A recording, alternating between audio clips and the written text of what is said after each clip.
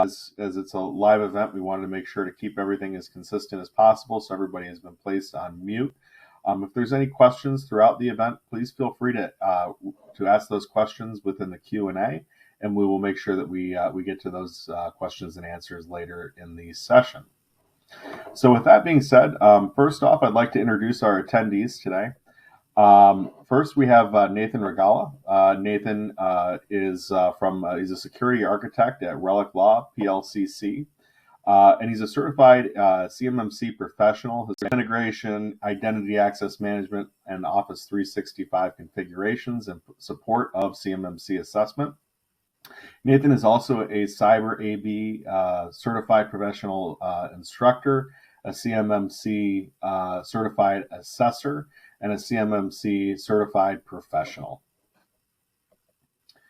In addition to Nate, we also have William Orlowitz. Will is a Cyber AB registered practitioner and advises U.S. federal contractors on government cybersecurity regulations, including DFARS 252.204-7012 and the forthcoming cybersecurity maturity model. Will's clients include defense industrial base, DIB contractors, manufacturers, technology companies, where we'll be covering the following topics. First, we'll go into CMMC draft cap. Then we'll do phase of assessment process, the CMMC limited deficiency correction, the POAM assessment option, and the appeals process. So with that said, I will pass the mic over to Will to get started with the first subject of today. Will? Points in the forthcoming slides. So let's go to the next slide here. So I think, Nate, I think the audience would benefit just from some basic understanding of the key definitions concerning the cap. So maybe can you walk us through these terminologies? This has now been renamed to the Cyber AB. So you'll see the older language in the draft cap because this was created before they kind of rebranded.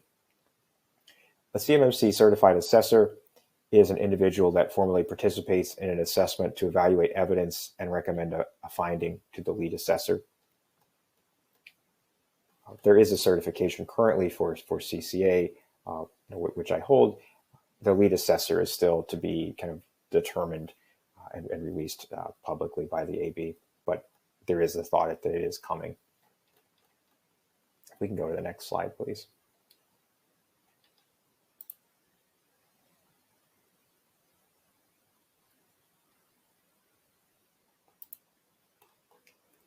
So scoping definitions, these are important to understand. They use the term assessment framing. This is really getting at a cost estimate. And so it's the practice of identifying the size, scale, date, time, place, manner, resources, and level of effort associated with a prospective CMMC assessment. This is performed jointly by the C3PO and the OSC, right? So obviously the assessment organization is initially not going to have the understanding without the company that wants the assessment, explaining their facilities, the geography, right, when they want the assessment, right? So obviously all of these things are going to factor into the cost, right? The cost of travel, the number of sites that may need assessed, and so forth. So this is an important distinction from the CMMC assessment scope, which is the actual boundary that will be placed on a diagram within their networked environment that contains all the assets to be assessed. So if you think about a boundary, for example, a survey of a piece of property, this is a similar idea, right? So you have to draw the bounds of what's going to be assessed and ultimately issued the credential. And then the idea being that if you are processing information outside of that boundary, that's not going to be ideal, right? Because your authorized boundary is where the controlled information is supposed to stay. And so the OSC proposes the boundary and the C3PO validates that. The idea here is, right, that the OSC is architected their environment and they know what their business processes are and what they want assessed, but ultimately the C3PO is going to have to validate that, right? I mean, if as an example, if the OSC has a printer that prints CUI and they say, oh, that printer is not in scope, it's not a CUI asset, but it's actually printing CUI, clearly the C3PO is going to disagree and say, we can't move forward because you're telling me that the printer is not a CUI asset, and we know that it is, so there's a disagreement there. And to determine assessment scope, you follow the DoD assessment scope guides, and they define the categories of assets. And obviously, you can work with consultants as needed. And I believe we discussed the asset categories on a prior webinar.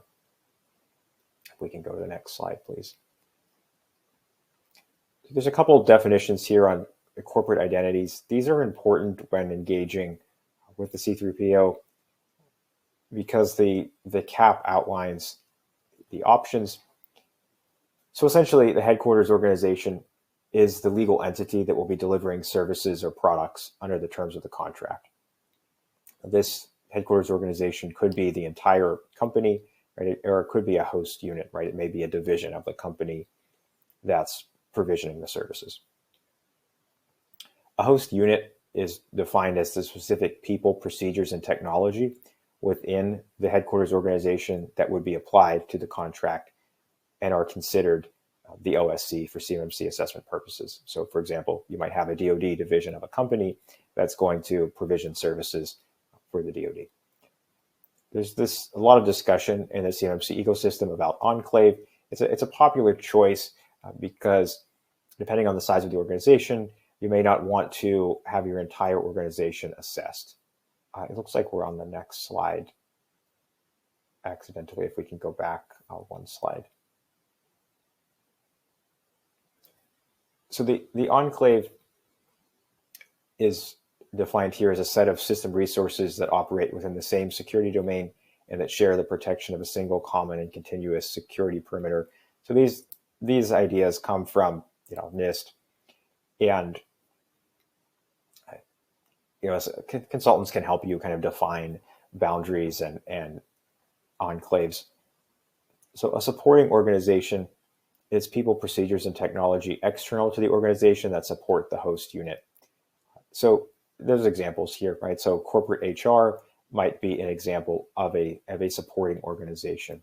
So if you're building an enclave and your corporate HR team or corporate IT functions might provide support, right? They might handle background checks, they might handle account creation and user management, but they're not within the organization specifically that's provisioning services, right? They're a supporting organization.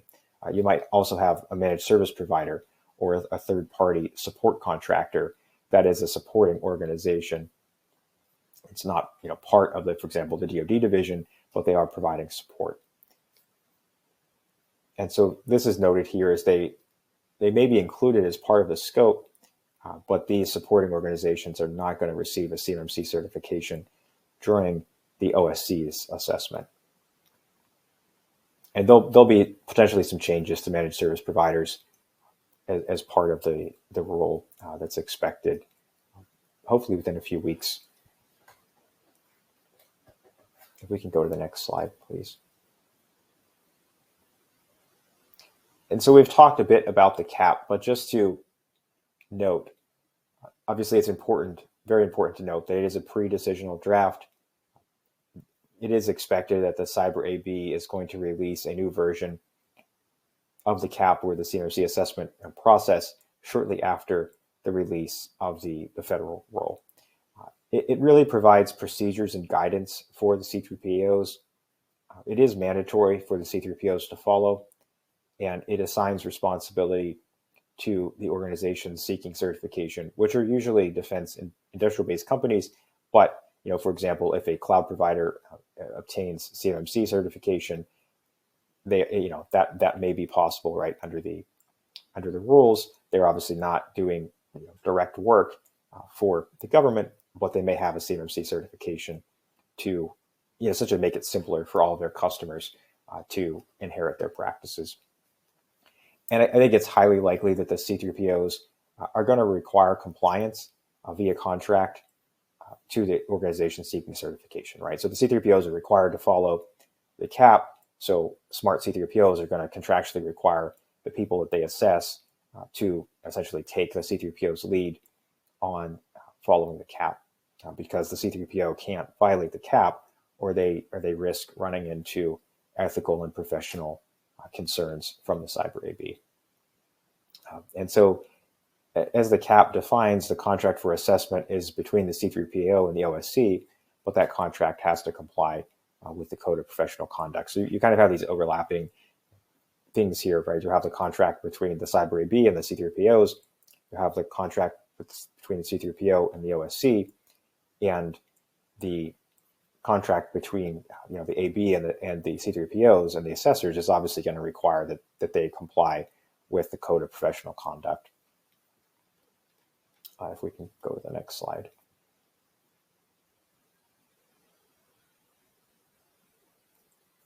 So we're getting into the phases of the assessment process, and this flows from the draft cap.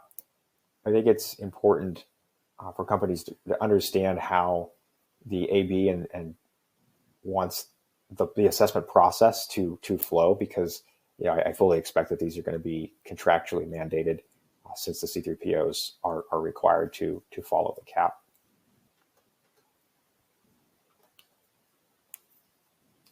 So broadly speaking, there's 4 phases. There's phase 1, which is plan and prepare. This is the OSC and C3PO essentially figuring out what the scope of the assessment is going to be, the locations and so forth, the cost.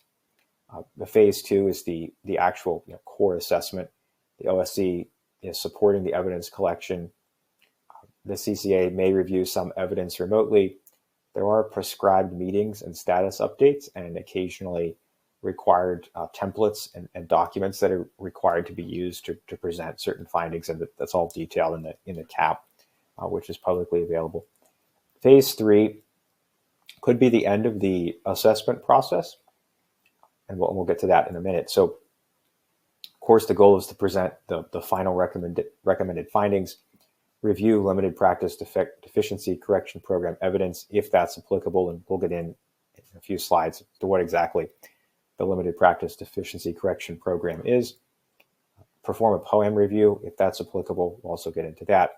And then, of course, upload the results to CMMC EMAS, which is an application that's intended to be operated by the Department of Defense, so that they have essentially all the results available on the companies that have been assessed, so the contracting officers can look at that and determine the assessment status and results of the companies. And then if it's necessary for a closeout POAM assessment, then the OSC can schedule that within 180 days of the final recommended findings briefing. So there's all these timelines right in the cap, and essentially gives, in some cases, the OSC and the C3PO some flexibility in terms of how things can happen, right? So if they don't have a certain presentation until a certain point, that doesn't start the clock on the 180 days until that final recommended findings briefing occurs. Now, obviously, the cyber AB may adjust this cap, right, if they think there's too much kind of abuse of creative meeting scheduling and so forth to give OSCs additional time. I would anticipate that the cap would be adjusted. So a little bit of detail on the phase 1. We talked about kind of getting a sense of the cost and scope of the assessment. Just reiterating here, the C3PO is going to validate the scope and the asset categories after proposal by the OSC, right? So generally speaking, the OSC is not going to say and be able to get away with, my printer that prints CUI isn't the CUI asset, right? That's obviously an ethical violation if the C3PO agrees with that and just says, sure, whatever the OSC says is fine with me. They're paying the bill, right? That's not how this is supposed to work. So that being said, scoping and asset categories classification can be complex, but it's obviously a critical step of assessment preparation, right? So there's, I think, going to be a lot of scrutiny by the C3POs on the asset categorization and scope. So this is definitely something that OSCs don't want to overlook. They want to make sure they're adequately prepared and spend quite a bit of time understanding the asset categories and making sure they have a defensible position, so that they don't become surprised during the early phases of the assessment planning. And there's a note in the CAP that in this version of the CAP that is very clearly stated that alternate cybersecurity certifications do not bestow any status or credit toward an OSC CMMC assessment or certification. And we added emphasis here because if you think about, data center providers and so forth, sometimes they have, ISO certification, sometimes they have SOC certification. And this CAP is saying it doesn't matter what they have. It is completely irrelevant to CMMC certification. So these types of providers under the current draft CAP are going to have to address how they are meeting the CMMC controls that are applicable to them and that can be inherited by their customers. And so that's I think an important point. So of course, the system security plan, the preliminary list of evidence, and the OSC personnel and scope are correlated to the assessment practices. So it's essentially, a matrix. And the idea of that is there, the right kind of evidence to proceed further with an assessment, right? If an OSC is missing evidence to credibly address, 50 practices, right, the OSC is probably not ready for assessment.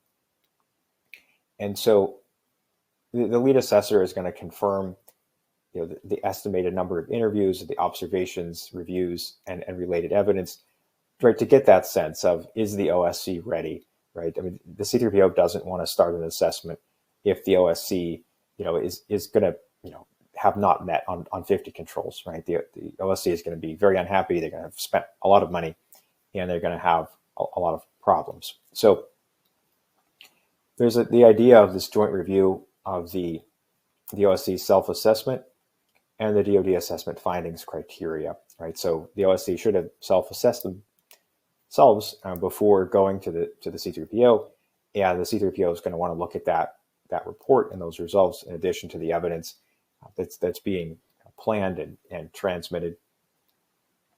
So at the end of this phase, there's going to be this kind of final pre-assessment data form, and this has to be agreed to by the OSC and the C3PO for the assessment to start. At this point, conflict of interest is going to be identified and managed. And this, at the end of this, is essentially, the readiness verification. Is the assessment ready to begin?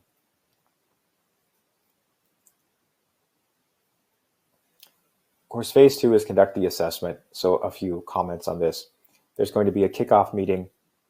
There's, of course, going to be a significant amount of collection and examination of evidence. FedRAMP moderate equivalence is going to be determined. Of course, after evidence is evaluated, there's going to be a scoring, right? So on a practice-by-practice basis, are all the assessment objectives met in a specific practice? Then that's going to result in a met for the practice as a whole. If there are limited practice deficiencies, the OSC will have an opportunity to address these. So specific controls, if a limited practice deficiency is identified, the OSC has an opportunity to essentially correct this before the assessment ends, so that it essentially doesn't, derail their CMMC status. And then there's a final practice met, not met, or NA results, including the POAM review. And we have a separate slide section here on the POAM option, if it's in play. So phase 3 is intended to be, the end of the kind of traditional assessment where everything is, it's either headed to, a pass, or it's a, not met, that can't be, it can't go through the POAM process, right? So essentially too many problems that it's not eligible for a POAM closeout assessment and would result in a not met. So the final recommended findings are going to obviously be delivered to the C3PO and the OSC. The documentation is packaged, archived, and submitted. We mentioned the DoD EMAS in previous slides, so the results would get submitted to EMAS. Of course, there's an opportunity to adjudicate appeals, and if this POAM closeout assessment is, if necessary, right? So if it's possible, and if the OSC wants it, there's the option for the POAM closeout assessment. And the OSC does not have to hire the same C3PO to do the closeout assessment if they want to use another C3PO.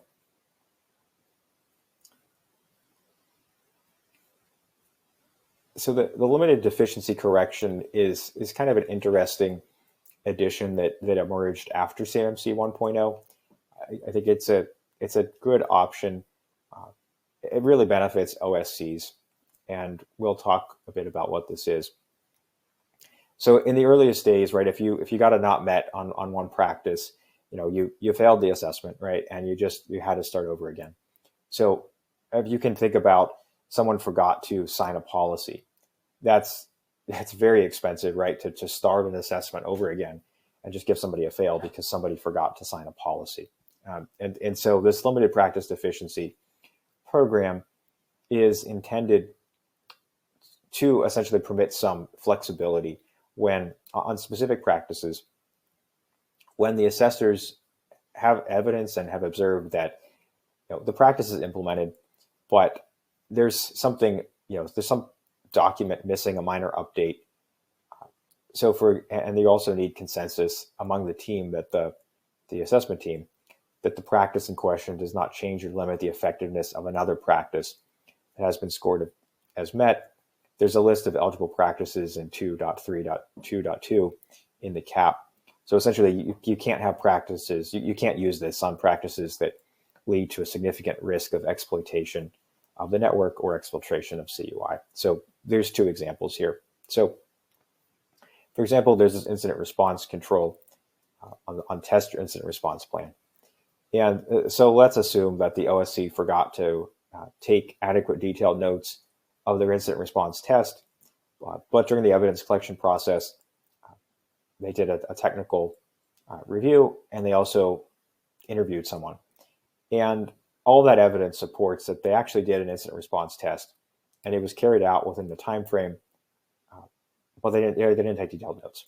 So, okay, I mean that seems to be a clear, valid use of this limited practice deficiency, where essentially, if the person has explained it, right, they can create some notes, right? If their policy says, hey, you have to create detailed notes, person can use their memory and create those notes, turn it over to the assessment team. And in this case, right, the assessment team, in the hypothetical here, is going to say, yeah, I mean, we saw that this practice was actually carried out. They just forgot to take notes, right? So not a problem. Another example, the incident response policy did not specifically include a requirement to test annually, but did note that the plan should be tested. So if we assume here that during the evidence collection process, people were interviewed, technical items were looked at. It's not required that you look at the technical items, but let's assume that's the case. And all of that points to the incident response plan was tested within the past year. So the OSC would have the opportunity to update their policy and say, we need to test the incident response plan at least annually. They could then sign that policy, turn it over to the assessment team, and that would fall within limited practice deficiency. The C3PO would look at that and say, yes, this evidence looks fine. It's signed. It's an in-place policy, and they would accept that as essentially overwriting the previously deficient policy that would have led them to mark that as not met, since practice was actually being performed, right? It's kind of a minor documentation issue that they didn't include a requirement to test it annually. So sorry, we can go back to the other slide. There's another example here. So if we have this requirement on controlling and monitoring the use of VOIP. So if we have an SC policy that does not explicitly mention VOIP, yet the staff demonstrate that they've been trained to avoid discussing CUI on their VOIP devices, and when they're interviewed about this, and the OSC can demonstrate that their VOIP PBX is sending logs to the SIM, right? The OSC can say, look, I mean, we are controlling and monitoring the VOIP. We're sending the logs. We have stuff in the SIM to look at VOIP. So they're going to be allowed to update that policy, right? Most C3POs are going to say, yeah, that's reasonable. You can update your policy and you can transmit that as part of limited practice deficiency. And this will kind of tie into an appeal process, right? I would say, I would think most C3POs would allow that. And that might be a case where if you have a C3PO that's saying, no, I'm not going to let you, amend your SC policy to mention VoIP, that might be a valid appeal to say, look, this looks like a minor documentation issue. The OSC is actually performing the practice, and they just have to make a documentation update here. If we can go to the next slide, please. So the POAM assessment option is really for more serious gaps that are identified, right? So the limited practice deficiency is great because it's if you can do something pretty quick and it's one of those practices and it's like a documentation issue, you're essentially going to get credit for having met that at phase 3. The POAM assessment option is for, as noted, more serious gaps, and this is an option when essentially your final score as 80% or greater, so 88 out of 110 practices. Also, if you're not able to address something in the limited practice deficiency correction program, those can be moved to the POAM if they aren't scored as met after the correction attempt. So obviously, if they're moved to the kind of POAM list, here you have to end up with the greater than 80% or greater, or 88 out of 110 practices. Can't drop below that once you move the limited practice deficiency items over that haven't been closed. So this is really important because it enables the OSC to remain on a conditional CMMC level 2 certificate during the POAM closeout time, right? So once CMMC is up and running with assessments, OSCs are likely not going to enjoy having a fail, right? Because that's going to get reported to DoD and the contracting officers.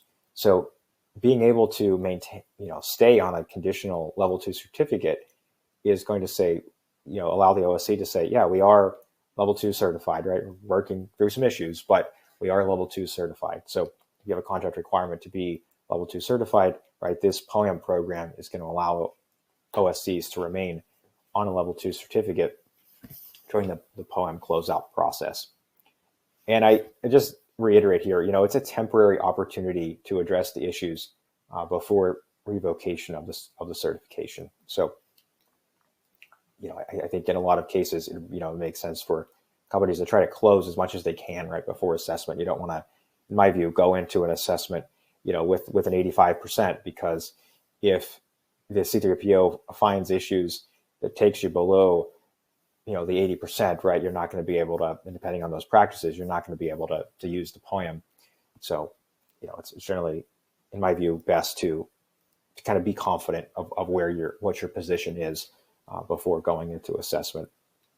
So the CAP does allow appeals, and can get into this. So there's a couple places where appeals are defined in the CAP. So phase 2, so this is of course the assessment phase. And so it seems like the most appropriate place here for dispute is, the OSC disagrees with how evidence was scored, right? So there's a notation here that you're able to file an appeal. So essentially the OSC thinks all the objectives have been met, the C3PO assessor does not, and so there's a dispute there in terms of the technical scoring. It's phase 3. So in this phase, obviously the OSC can still raise an issue of the technical error or breach of an ethical duty. Phase 4, as of course, phase 4 is like another assessment, right? It's the POAM closeout, so it's generally going to be a much smaller scope assessment because there's the percentage requirement, right? So you can only have so many practices that are going to be assessed as part of the POAM closeout. But obviously, you may have a disagreement on technical error or a breach of an ethical duty, right? So you may have, an OSC may hire a different C3PO. So you might ask, well, how is it possible that there wasn't an ethical problem in the first assessment, but there might have been in the POAM closeout? Well, I mean, if you have a different C3PO or you have different assessors, you may not have had an ethical issue in the main assessment, but you may have one that's emerged as part of the POAM closeout assessment. It is noted here in the cap that the C3PO holds a final interpretive authority for validating the OSC's POAM closeout findings. And at some point, the AB should release Appendix N, which is the kind of detailed appeal process. So I assume that this is going to contain things like timing, right? Where does an OSC, send a message to initiate an appeal? Obviously, there aren't official CMMC certifications, so they haven't released that type of information. But I expect it to contain the kind of the very procedural stuff about how to initiate an appeal, who's going to adjudicate the appeals and so forth. I think it's going to be interesting because, what is the AB going to want to get involved in at a technical level, right? Are they going to want to reverse the C3POs on validation of evidence? Because ultimately, sometimes it's a judgment call, right, on the part of the assessment team as to how much evidence is enough to conclude that something is met. I think obviously the AB is going to have a very clear and I think welcome role in terms of the ethical concerns, right? Certainly if an OSC has ethical concerns with the C3PO, the C3PO is not going to be able to unbiased address that, what is probably a very grave disagreement between the OSC and the C3PO. But I think that the adjudication of the technical items is going to be interesting when the final cap and Appendix N is released.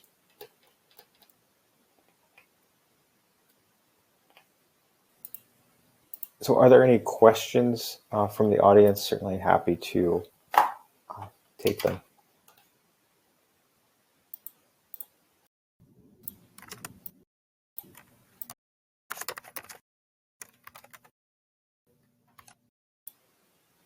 Looks like there's a question from the audience about accessing the prior webinars.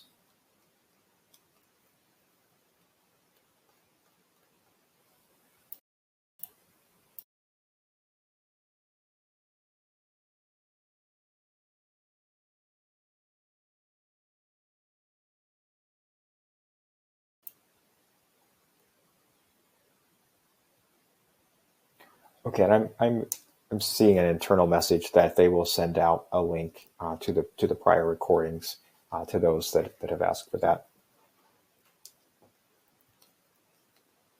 So thank you for attending the presentation today.